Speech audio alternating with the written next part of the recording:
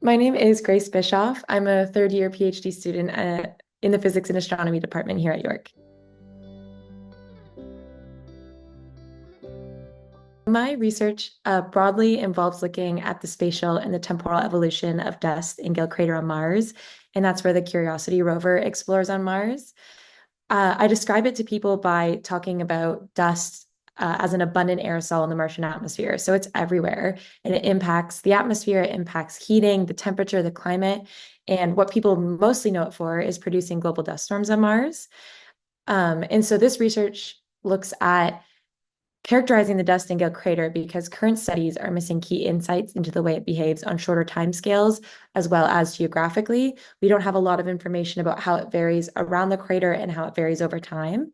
And so this research uses images from the Curiosity rover to explore Gale Crater, to probe the dust dynamics on daily timescales, as well as a higher spatial resolution. And this helps us to understand the intercrater dust dynamics and the circulation occurring within the crater.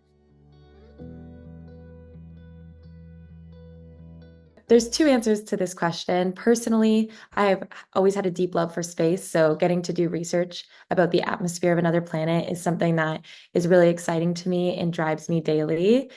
In the scientific sense, this question is important because missing this temporal and spatial aspect really puts a question mark onto how the dust is behaving, and having a gap in our understanding of the dust dynamics causes there just to be a huge question mark when it comes to understanding broader dust events, such as these regional and global dust storms.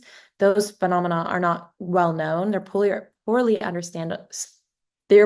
understood on Mars today. And so this research question is really important for helping us answer that broader question of how the dust generates into a global dust storm. Research involves working on the Curiosity Rover science team. I'm a science collaborator on the team, and so a couple times per month, I get to act as the theme lead for the environmental science team. And this involves deciding which images the Curiosity Rover is going to take on Mars each day. And in this, as part of my research about 2 years ago, I helped design a new observation that would take images around the crater to observe dust dynamics for the research. And after I helped design this observation, I had to defend the merit of it to other scientists that also work on the team. And so that was a really exciting opportunity where we now execute this observation several times per week on the rover. And so that has been my favorite part so far.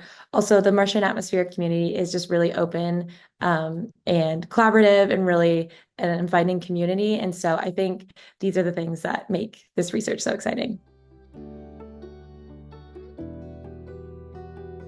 So broadly, the research advances our understanding of atmospheric circulation on another planet. And when we are able to characterize the atmospheric circulation on Mars, we can compare and contrast this to our own planet's atmosphere. And this gives insight onto our climate as well as the climate on other planets even further out in the galaxy, such as exoplanets. And then narrowing it down in scope a little bit, one day NASA intends to send people to Mars for scientific purposes.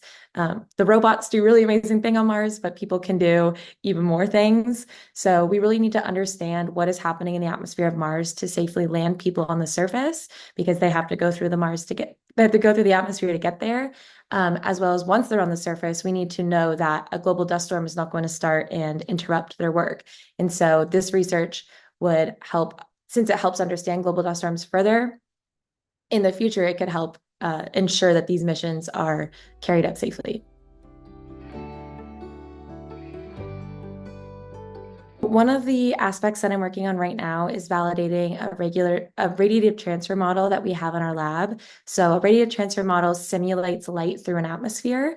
And so to do this validation, we use images from the rover's mass camera, and we take our radiative transfer model and we set it up to match the environment that the Curiosity rover would be in. So we add dust and we add clouds and we add the time of year and where the sun is in the sky. And then we model this and we compare the output of our model to the output from the camera to make sure that these two things match. And by making sure that these two things match, we can then say, oh, there's this much dust in the atmosphere, or there's this much dust in this location of the crater. And so that is one of the methodologies right now that I'm working on to accomplish this research.